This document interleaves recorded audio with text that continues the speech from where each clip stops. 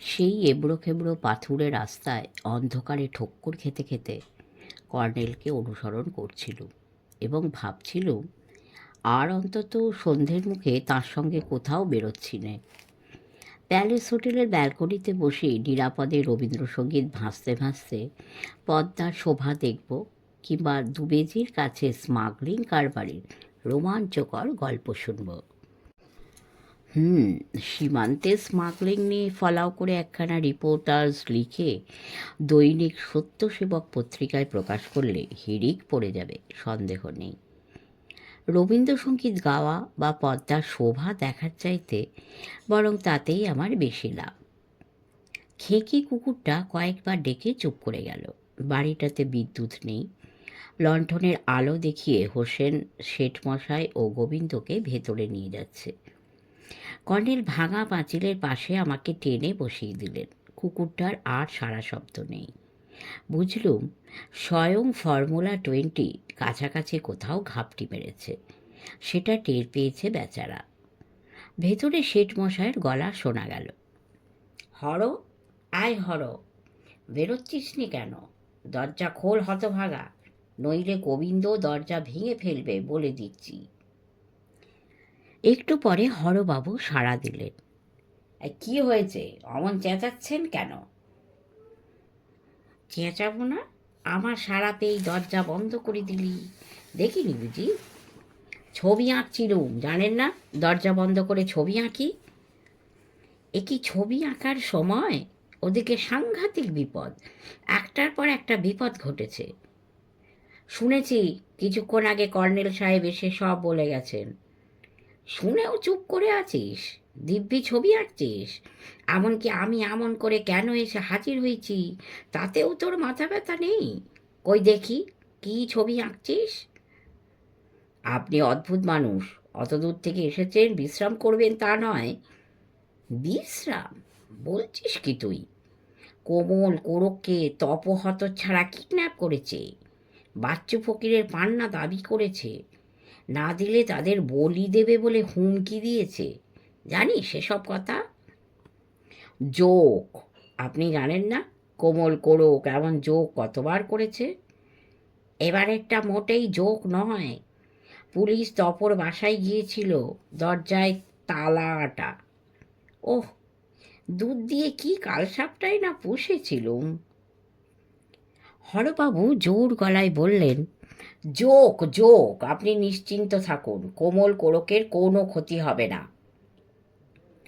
তোর কথাবার্তাও খুব সন্দেহজনক হর, মনে হচ্ছে এর পেছনে তোরই কারসাজি আছে। কি যা তা বলছেন? হ্যাঁ, তপর সঙ্গে ষড়যন্ত্র করে তুই কোমল আর কোরককে লুকিয়ে রেখেছিস। বাবা, বড্ড বাড়াবাড়ি করছেন আপনি। শেঠমশাই গলা চড়িয়ে বললেন, এই তোকেই পুলিশে ধরিয়ে দেবো।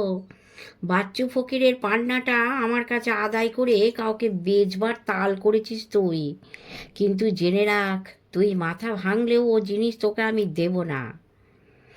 আপনার মাথা ঠিক নেই দেখছি, কি আবল তাবল বলছেন? ঠিকই বলছি। এবার বুঝতে পেরেছি তুই কেন সবুজ বল আঁকিস। পরোক্ষে তুই আমাকে ব্ল্যাকমেল করতে চাস। তুই ভালোই জানিস আমি সবুজ বল দেখলে কষ্ট পাবো। এ একটা মেন্টাল টর্চারের কারচুপি।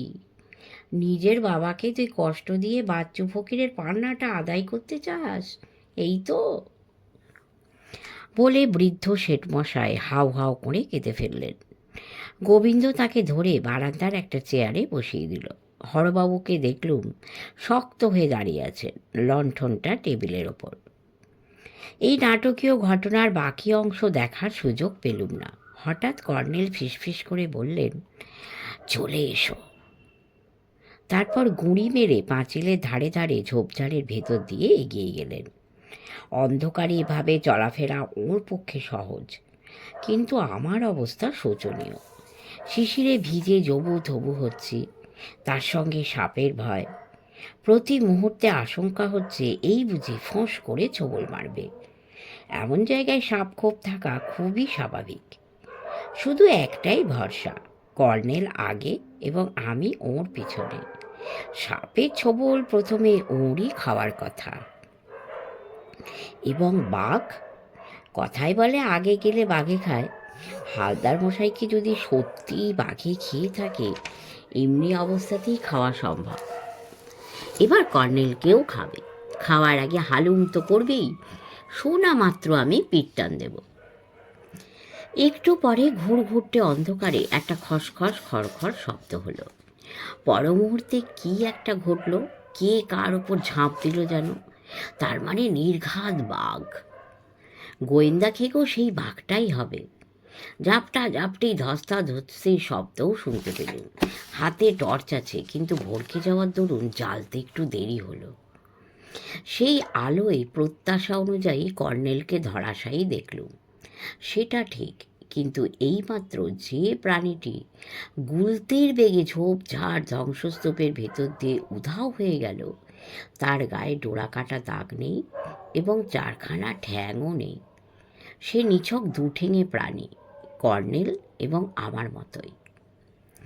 কর্নেল ব্যস্তভাবে বললেন, আরে টর্চ নেভাও, হোসেন দেখতে পাবে। টর্চ নিভিয়ে বললুম, কি আশ্চর্য! আশ্চর্য তো বটেই, বাঘের বদলে মানুষ। তবে তার চেয়েও যেটা আশ্চর্য সেটা হলো তুমি ওকে চিনতে পারলে না। চমকে উঠে বললুম, চেনা চেনা মনে হচ্ছিল জানো, কিন্তু চুপ, হোসেন শুনতে পাবে, চলো হোটেলে ফেরা যাক। কিছুক্ষণ পরে হোটেলে ফিরে কফি খেতে খেতে বললুম, এই কেসের ব্যাপারে একটা থিওরি খাড়া করেছিল, নেতিয়ে গেছে। রবি ঠাকুরের বাচস্পতি মশাইয়ের ভাষায় বলতে গেলে আমার আন্তারা ফাঁচকলিয়ে গেছে এবং মাথাটা তাজ্ঝিম তাজ্ঝিম করছে। কর্নেল জ্যাকেটের পকেটে হাত ঢুকিয়ে বললেন, এই জিনিসটা দেখলে তোমার আন্তারা আরও ফাঁচকলিয়ে যাবে এবং মাথাটা আরও তাজ্ঝিম তাজ্ঝিম করবে। টেবিলের ওপর জিনিসটা রাখলেন কর্নেল। অবাক হয়ে বললুম, এ আবার কি বস্তু? গোঁফ, গালপাট্টার অংশ। পরচুলাটা সম্ভবত খসে গেছে, ভোরবেলা খুঁজে বের করা যাবে। সেই লোকটা? সেই গোঁফ গালপাট্টাওয়ালা লোকটা?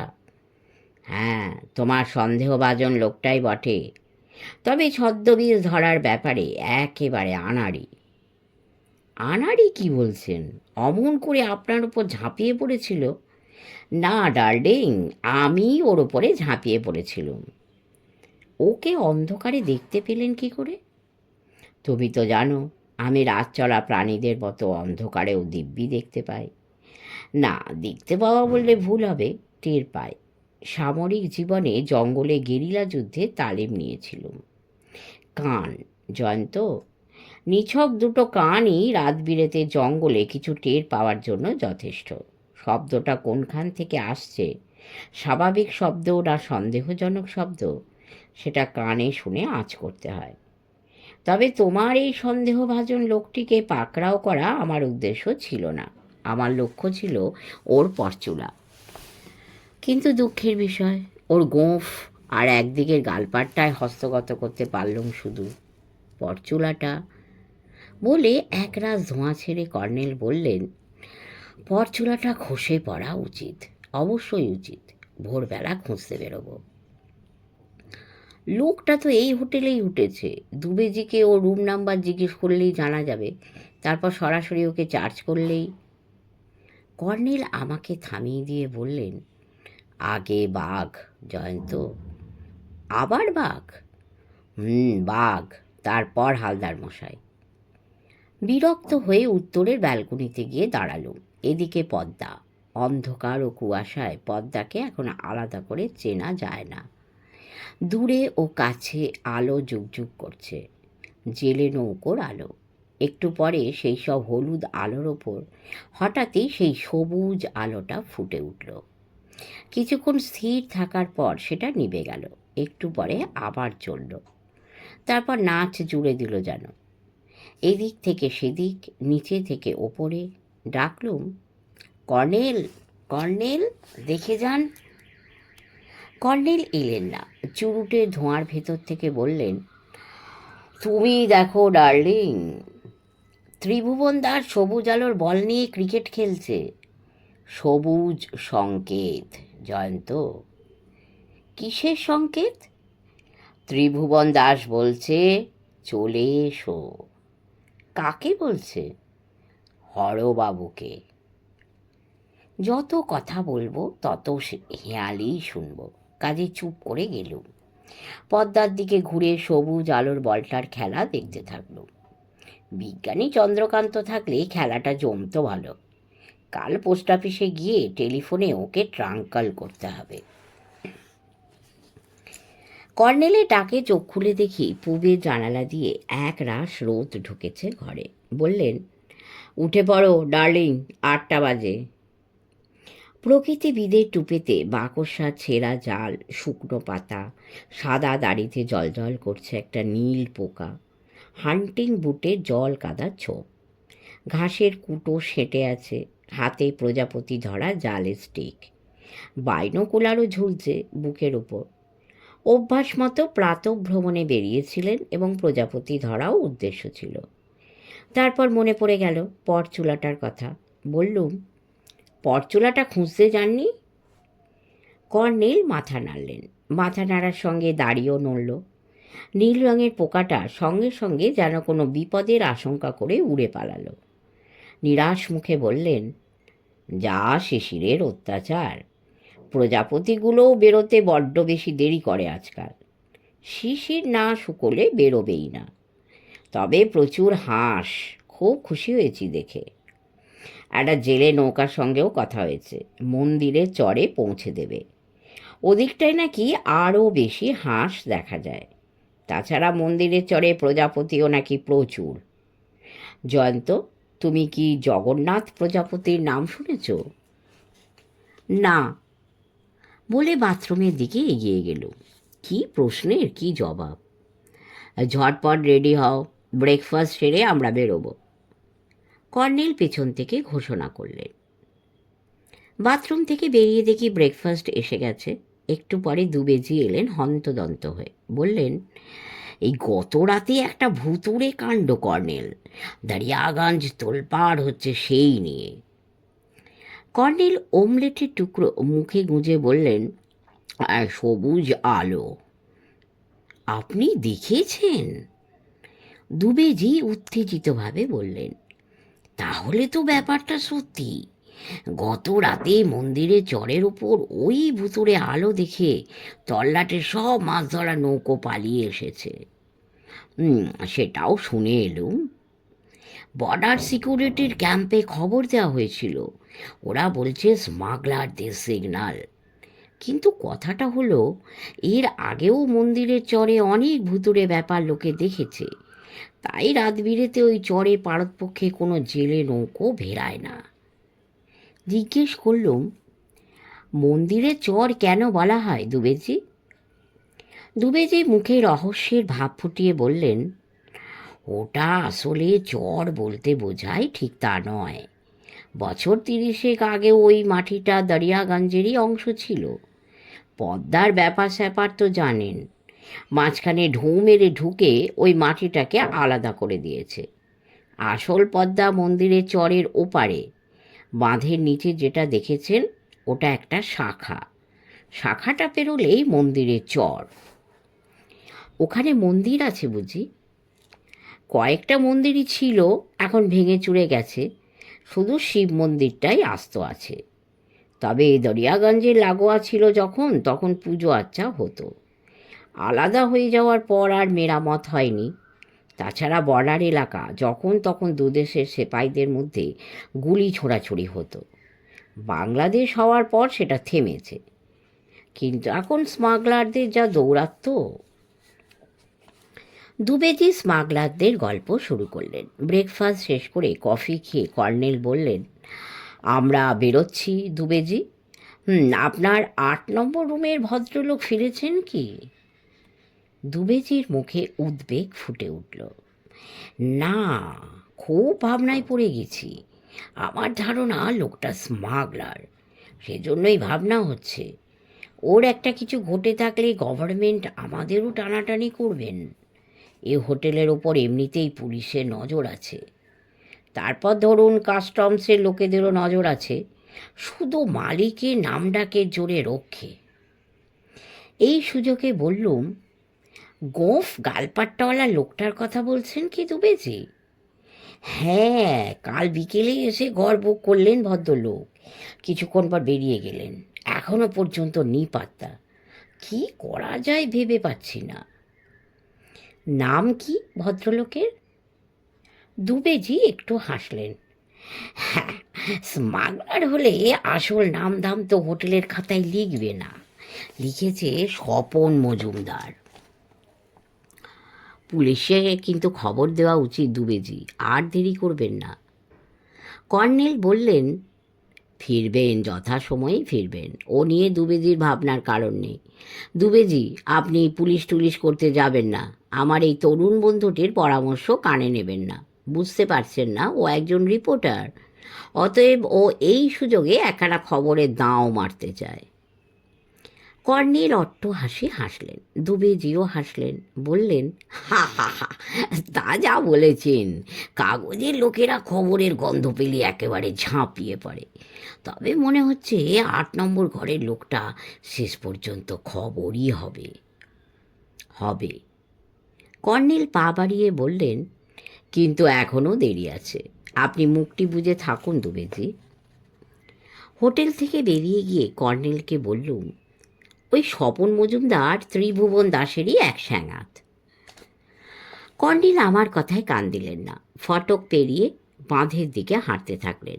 বাঁধে উঠে নিচের দিকে তাকিয়ে বললেন, নৌকোটা এসে গেছে, এসো জয়ন্ত, মন্দিরের চরে তোমাকে জগন্নাথ প্রজাপতি দেখাবো। বাঁধের ঢালে পাথরের চাবড়ার খাঁজে পা রেখে সাবধানে দুজনে নেমে গেলুম। জেলে ডিঙির হালে এক বুড়ো, দাঁড়ে এক জোয়ান, ছোঁয়ের সামনে জালে স্তূপ। নৌকার মুখ মন্দিরের চরের দিকে ঘুরল। কর্নেল বুড়ো লোকটির সঙ্গে গল্প করতে থাকলেন। গতরাতে সেই সবুজ আলোর গল্প চলতে থাকল। বুড়ো লোকটির মতে মন্দিরের চরে মন্দিরের পুরনো দেবতা ফিরে এসেছেন। ভক্তদের ইশারা দিচ্ছেন, পুজো আচ্ছা বন্ধ রেখেছিস কেন, পুজো দে, নইলে সর্বনাশ হবে। কিন্তু তার জোয়ান ছেলের মতে ওগুলো মাগলার। সে বারবার মাগলার বলায় তার বাবা খুব চটে গেল। বলল, কি খালি মাগলার মাগলার করছি, তুই জানিস কিছু? তখন তো জন্মই হয়নি। ওই মাটি আর গঞ্জের মাটি এক ছিল। দেশভাগ না হবে না দেবতার কোপ পড়বে। দেবতা মানুষের ওপর রাগ করে নিজের মন্দির সরিয়ে নিয়ে গেলেন, মাঝখানটা ধুয়ে মুছে ভাসিয়ে দিলেন জলে। চরে ঘন জঙ্গল, প্রচুর ইট পাটকেল এবং পাথরের স্ল্যাব পড়ে আছে। বোঝা যায় সত্যি একসময় এটা দরিয়াগঞ্জের সঙ্গে যুক্ত ছিল। নৌকোর পুরো লোকটি ভাড়া আর বকশিস নিয়ে সেলাম ঠুকে কর্নেলকে বলল, আগে কখন ফিরবেন স্যার? বললে পরে নৌকো নিয়ে আসবো টাইম মতো। কর্নেল তাকে প্রচণ্ড অবাক করে বললেন, আমরা আর ফিরব না। বুড়োর ছেলে মুচকি হেসে বলল, ওপারে যাবেন তো? দিনের বেলা পারবেন না, কিন্তু ধরা পড়লেই বিপদ। তবে যদি বলেন মাঝরাত্রিরে নৌকো এনে রাখবো, ওপারে পৌঁছে দেবো, 100 টাকা লাগবে। কর্নেল তাকেও অবাক করে বললেন, আমরা উড়তে জানি, বুঝলে তো, পদ্মা পেরিয়ে চলে যাব পাখির মতো। বাবা ছেলে দুজনেই গুম হয়ে নৌকো নিয়ে চলে গেল। পাড়ের দিকে নয়, মূল পদ্মার দিকে নৌকোর গতি। মাছ ধরতেই চলেছে বোধহয়। চর না বলে টিলা বলাই উচিত। উঠতে উঠতে কর্নেল এক জায়গায় থমকে দাঁড়ালেন। বললেন, 2 ডাক, আরও একটু হাঁটতে হবে। বললুম, কাল সন্ধেয় 1 ডাক ছিল, এখন হলো 2 ডাক। কিসের ডাক? মানুষের। তার মানে? 2 ডাকে বাট। সেই উদ্ভুট্টে ছড়াটা, এই বয়সেও ছড়া নিয়ে আপনি মাথা ঘামান, উফ। কর্নেল গম্ভীর মুখে বললেন, জয়ন্ত, এ হলো আগের আমলে দূরত্ব বোঝানোর হিসেব। 1 ডাক মানে একখানে দাঁড়িয়ে কেউ চিৎকার করে কাউকে ডাকলে যত দূর ডাক পৌঁছয় সেটাই হলো 1 ডাকের পথ। আনুমানিক হিসেবে ৮ মাইল দূরত্ব। ২ ডাকে বাট, বাট মানে পথ, ২ ডাক প্রায় ১ মাইল দূরত্ব। ছড়ায় আছে ২ ডাকে বাট, উত্তরে হাট। আমরা উত্তরেই এসেছি। এরপর ছড়া বলছে ঘাটে মহাবল, তার নিচে জল। একটু সমস্যা আছে এবার। এই মাটিটা যখন গঞ্জের সঙ্গে যুক্ত ছিল, তখন শেঠ মশাইদের বাড়ির গেট থেকে সেই ঘাটের দূরত্ব ছিল প্রায় ১ মাইল। পদ্মা সেই ঘাটের কি দশা করেছে কে জানে। এসো তো দেখা যাক। জঙ্গলে চরের মাথায় গিয়ে ওধারে বালিয়াড়ি দেখতে পেলুম। কর্নেল এদিক ওদিক তাকিয়ে কিছু খুঁজছিলেন। গাছপালা ঝোপঝাড়ের ভেতর ইট আর পাথরের স্ল্যাব ছড়িয়ে রয়েছে। কর্নেল বিড়বিড় করে আওড়ালেন, ঘাটে মহাবল, তার নিচে জল। তারপর হন্তদন্ত হয়ে দৌড়ে গেলেন সামনের দিকে। চলে এসো জয়ন্ত, পাওয়া গেছে। কাছে গিয়ে বললুম, কি পাওয়া গেছে? মহাবল। মহাবল? সে আবার কি? বাঘ। চমকে উঠে বললুম, এই কই বাঘ, কোথায় বাঘ? এই তো, বলে কর্নেল তার সামনে একটা ঝোপের ভেতর কিছু দেখালেন। উঁকি মেরে দেখি একটা পাথরে তৈরি চতুষ্পদ প্রাণী কাত হয়ে পড়ে আছে, লেজটাও ভাঙা। ওটা যে বাঘের মূর্তি বুঝতে একটু দেরি হলো। কালো পাথরের প্রাণীটির গায়ে টানা টানা দাগ খোদাই করা। হাসতে হাসতে বললুম, হালদার মশাই কি এই পাথরের বাঘের কথাই বলেছিলেন আপনাকে? কর্নেল গম্ভীর মুখে বললেন, মহাবল ডার্লিং, মহাবল। কি আশ্চর্য! আশ্চর্য নয় জয়ন্ত, বাঘকে কোনো কোনো অঞ্চলে মহাবল বলা হয়, পুজোও করা হয় মহাবলদের নামে। একসময় এই অঞ্চলে ভীষণ জঙ্গল ছিল, অথচ মাটি খুব উর্বর, তাই বাঘের উৎপাত থেকে বাঁচতে লোকেরা মহাবলদেবের পুজো করত। সুন্দরবনে দক্ষিণ রায়ের পুজো হয়, এখানে তাহলে উত্তর রায়ের পুজো হতো বলুন? না জয়ন্ত, দক্ষিণ রায় ব্যাঘ্র বাহন দেবতা, কিন্তু মহাবল নিজেই দেবতা। কর্নেল নিচে বালিয়াড়ির দিকে কয়েক পা এগিয়ে গেলেন। এখানেই ঘাট ছিল, এখন বালির চড়া জমে গেছে। ছড়াই বলছে, ওইখানে থাম, সিদ্ধ মনস্কাম। খুব ভালো কথা। কর্নেল আপন মনে বলতে থাকলেন, ওইখানে থাম। থামলুম, আর এগোচ্ছি নে, কিন্তু মনস্কাম সিদ্ধ হওয়ার মতো তো কিছু দেখছি নে। ঝোপের শেষে বালিতে ডুবে থাকা একটা পাথরের স্ল্যাবে বসে পড়লেন কর্নেল। বিড়বিড় করে ফের ছড়াটা আওড়ালেন, মুখে হতাশ ভাব, দাড়িতে আঁচড় কাটতে থাকলেন। ওইখানে থাম, সিদ্ধ মনস্কাম। থেমেছি, কিন্তু মনস্কাম সিদ্ধ হচ্ছে না।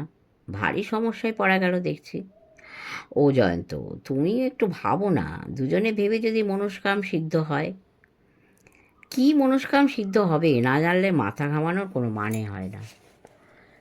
কর্নেল কি একটা জবাব দিতে যাচ্ছিলেন, সেই সময় বালিয়াড়ির শেষে পদ্মার ওপর কি একটা জিনিস আকাশে ভেসে আসছে দেখে বললুম, কর্নেল ওটা কি দেখুন তো। কর্নেল চোখে বাইনোকুলার রেখে উড়ুক্কু জিনিসটা দেখলেন, তারপর তড়াক করে উঠে দাঁড়ালেন, মুখে হাসি ঝলমল করছে। বললেন, প্লেন জয়ন্ত, চন্দ্রকান্তবাবু ছোট প্লেনে চেপে উড়ে আসছেন। সত্যি উনি, এসো এসো, আমরা ওকে ওয়েলকাম করি। এ সময় ওকে আমাদের খুবই দরকার ছিল। মেঘনা চাইতেই চল জয়ন্ত। কর্নেল দুহাত তুলে বালির চরে নেমে গেলেন, হাত দুটো জোরে জোরে নাড়তেও থাকলেন। কর্নেল বাড়ির চরে দুহাত তুলে নাচানাচি করতে থাকায় তাঁর টুপিটা পড়ে গেল। শরতের উজ্জ্বল রোদে ঝলমলিয়ে উঠল তাঁর প্রসিদ্ধ টাক। কাছে গিয়ে টুপিটা কুড়িয়ে তাঁর হাতে গুঁজে দিলুম, তখন টুপিটা নাড়তে থাকলেন।